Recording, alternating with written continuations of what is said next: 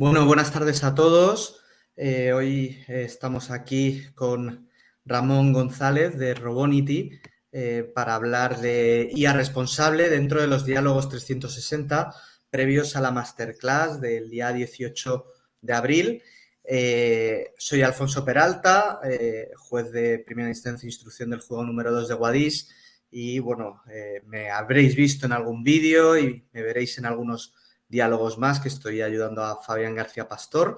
Es un placer para mí. Y bueno, coordino pues el curso de Inteligencia Artificial y Derecho del Consejo General del Poder Judicial de la Universidad de Granada, el máster de Digital Law and Business Tech de DIAE y bueno, pues me he dedicado a temas de inteligencia artificial y derecho. Para mí es un placer tener aquí a Ramón González, una autoridad en robótica, además amigo y una excelente persona, que además hemos compartido pues ciudad bastante tiempo. Yo he estado en Roquetas de Mar, él trabaja allí y bueno, pues a pesar de lo joven que es, Ramón es, como decía, una total autoridad, es fundador y CEO de la startup sobre Agritech Robonity y yo creo que es que el tema de la inteligencia artificial en la agricultura pues es un ámbito muy desconocido y como decía, pues Ramón ha estado en uno de los centros más importantes, por no decir el centro más importante del mundo durante 3 años, el SMIT de Massachusetts, es poseedor de numerosos reconocimientos como premio a emprendedores menores de 40 años, medalla de la Real Academia de Ingeniería de España, medalla de Andalucía, es doctor en robótica e ingeniería de informática por la UAL, pero bueno, además me consta que uno de los galardones que más lleva también que lleva con honor, que lleva orgulloso, es el de hijo adoptivo también de su pueblo. Y bueno, pues editor de la revista Journal of Terra Mechanics, con lo cual, pues muchas gracias, Ramón, es un placer tenerte y estoy seguro que tu historia pues será muy interesante para en este caso, los lectores, bueno, los oyentes, videoyentes de Odisea en su canal de YouTube y todos nuestros asociados. Bueno, lo primero, muchas gracias por invitarme. La verdad que para mí también es un lujo estar aquí. Dar las gracias especialmente a Odisea, pero sobre todo a ti, Alfonso, por la amistad que tenemos y sobre todo porque vayamos sumando gente, sobre todo gente joven, a este maravilloso mundo de la inteligencia artificial, de la robótica, de las nuevas tecnologías y que expliquemos que esto no es el futuro, esto no es algo que va a llegar dentro de 50 años, esto ya está ocurriendo. Entonces, te agradezco mucho siempre tu labor de difusión, de contar con personas que conozcamos esta materia y tu labor, pues eso, de difusión, de formación, etcétera, en este campo. Y en este caso, pues muchas gracias por contar conmigo. Bueno, pues en primer lugar tenemos que preguntarte cómo llega un almeriense a trabajar en el MIT de Massachusetts y a trabajar en robótica para la NASA, para la OTAN, porque la verdad que tu carrera es formidable. Cuéntanos un poco. Bueno, como comentaba, yo soy ingeniero en informática por la Universidad de Almería y tras mi licenciatura, mi ingeniería, pues decidí seguir el mundo de la tecnología y en este caso uno de los que a mí más me apasionan es la inteligencia artificial y la robótica. Y en ese momento fue cuando decidí seguir haciendo el doctorado, ¿no? Cuando terminé el doctorado se me abrió la vía universitaria, la vía de enseñanza, de formación y tras pasar por la Universidad de Almería y la Universidad de Zaragoza, pues surgió un puesto de trabajo, solamente uno, a nivel mundial, en el grupo de movilidad robótica del Instituto Tecnológico de Massachusetts. Y bueno, yo fiel un poco a mi espíritu de intentar soñar en grande, pues yo envié mi currículum. Lógicamente las posibilidades de entrar pues eran prácticamente cero, pero bueno, yo lo envié.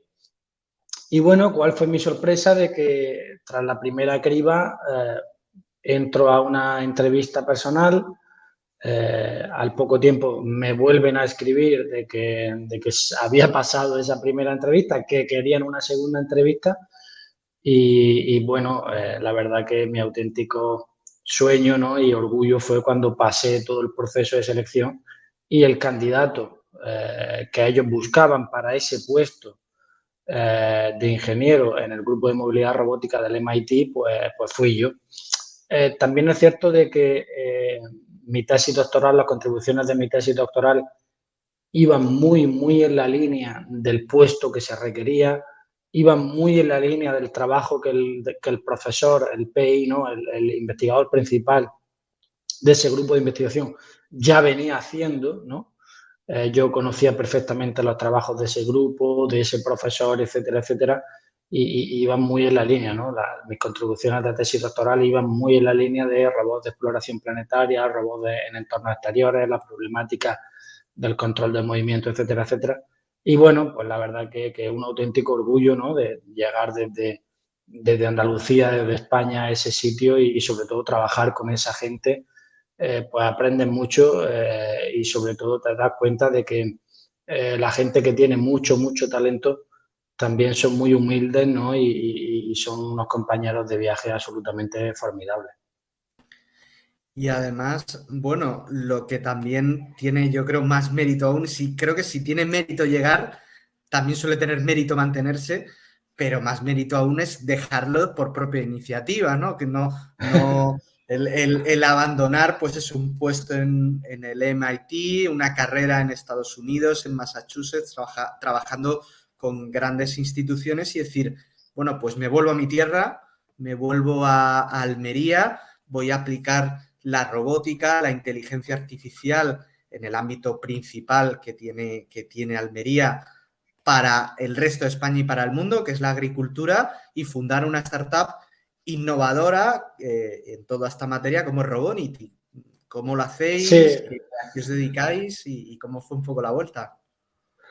bueno, efectivamente, como tú muy bien comentas, el volverme, decir que no a un poco a cuando uno está en la cúspide o lo que muchas personas pueden pensar que es la cúspide de trabajar con NASA, con el MIT y tal, decirle que no, de forma voluntaria volverme, pues bueno, al final yo creo que todas las personas tenemos interiormente una cierta curiosidad, una cierta condiciones, ¿no? Que intentamos pensar un poco fuera de lo que son las normas, de lo que son los estereotipos, de lo que se supone que es el éxito o el fracaso. Y bueno, yo al final, pues debido a toda mi trayectoria, ¿no? De mi familia y tal, decidí dar ese salto de emprender, de crear una empresa, de intentarlo. Y para mí ese fue el objetivo, es decir, todo lo que yo he aprendido con el MIT, con la NASA, con la OTAN y tal, intentar aplicarlo a lo que yo sé hacer, que es la ingeniería. Y la forma de canalizar esa ayuda, esa aportación a la sociedad, la forma más fácil es a través de crear una empresa, ¿no? Y por eso me decidí a fundar a Robonity. Robonity, el objetivo de Robonity es ayudar a la agricultura a ser más sostenible, más eficiente y sobre todo a que los agricultores tomen mejores decisiones con datos, que eso imagino que ahora hablaremos un poco más de eso. Y en eso nos pusimos. Y para mí una de las cosas más importantes de tener una empresa es intentar desarrollar y vender tu propio producto. Y eso es lo que hace Robonity. A pesar de que somos una empresa joven, una empresa relativamente pequeña, intentamos tener en el mercado nuestro propio producto. En este caso, nuestro producto se llama Movibook.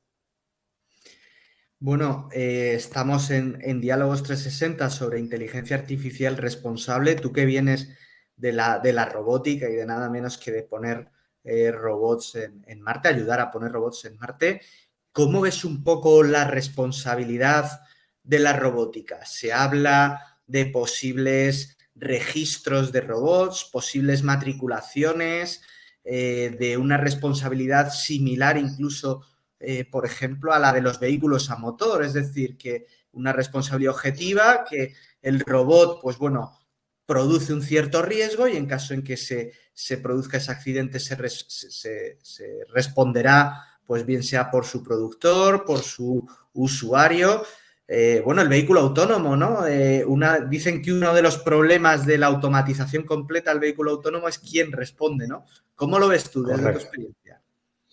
Bueno, la verdad que desde el punto de vista tecnológico, lo que es tecnología y lo que es la técnica, si nos ceñimos a ese ámbito, la robótica es un campo ya maduro, es decir, a nivel tecnológico ya tenemos vehículos capaces de moverse por sí mismos, vehículos sin conductores.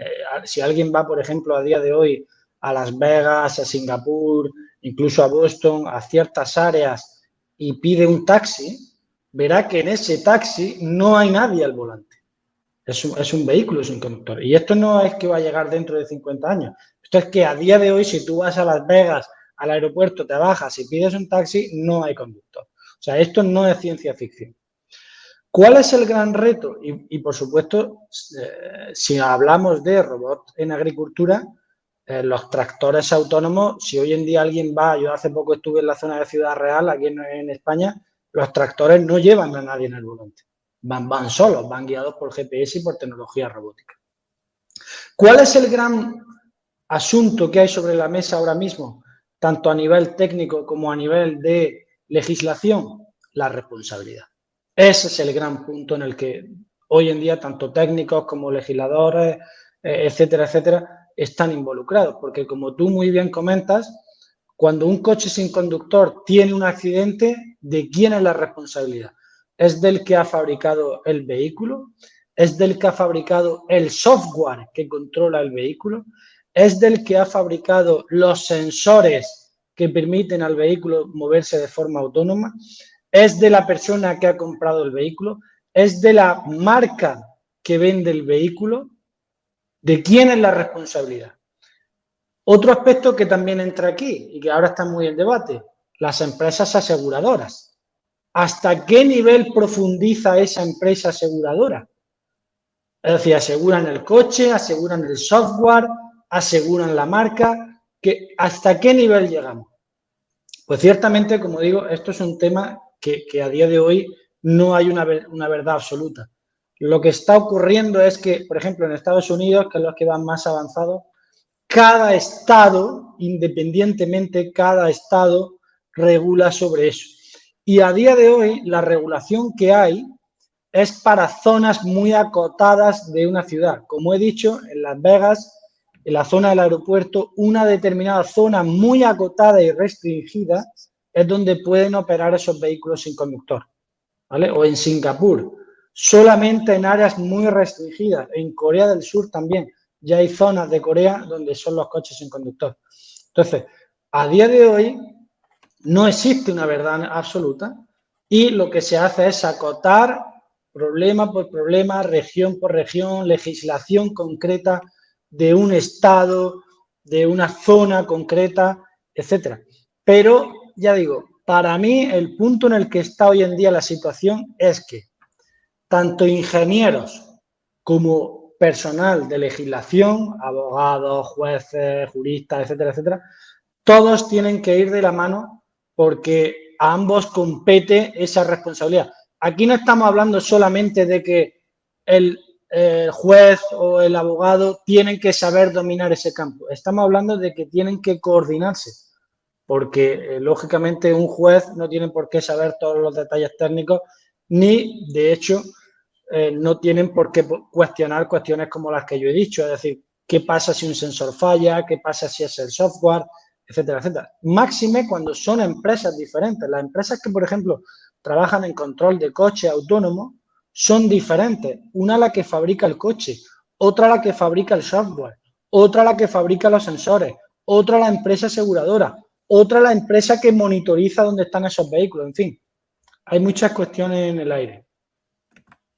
Es verdad, y apuntas el tema de las aseguradoras porque, por ejemplo, frente pues otro ámbito tecnológico, los ciberataques, los ciberriesgos, existen seguros frente a ciberataques, los bancos que suelen ser las principales víctimas pues de estafas por internet, de phishing, todo el tema bancario están aseguradas con seguros de ciberprotección, con ciberseguros. Con lo cual, bueno, pues será un un ámbito importante a desarrollar. Y Ramón, en tu ámbito, en la agricultura y de cara, pues bueno, a una responsabilidad, a unos valores éticos, Odisea, pues es el Observatorio Social y Ético de la Inteligencia Artificial, ha desarrollado, pues bueno, una guía sobre los principios éticos y entre ellos, pues también está la sostenibilidad ambiental, la huella de carbono, el algoritmo verde. Bueno, también en los objetivos 2030, pues tenemos el acabar con el hambre, la desnutrición, las necesidades alimentarias. ¿Qué puede aportar una inteligencia artificial, una robótica a todo esto en tu ámbito, en la agricultura?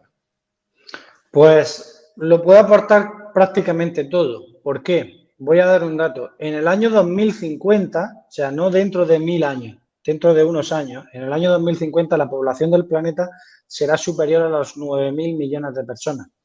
El incremento de tierra arable va a ser prácticamente cero. ¿Eso qué quiere decir? Que con la tierra arable donde se cultiva a día de hoy, vamos a tener que dar de comer a 9.000 millones de personas. ¿Cómo se puede resolver esa cuestión? Solamente hay una forma. Es haciendo más eficiente la forma en la que cultivamos hoy en día. ¿Cómo se hace más eficiente la forma en la que cultivamos hoy en día? De muchas maneras. Genética de semillas, plásticos, por ejemplo, en cultivos bajo plástico, como son los invernaderos. Pero al final depende de la tecnología. De la tecnología y muy especialmente del tener la capacidad de medir todo lo que ocurre en tu sistema productivo para tomar mejores decisiones.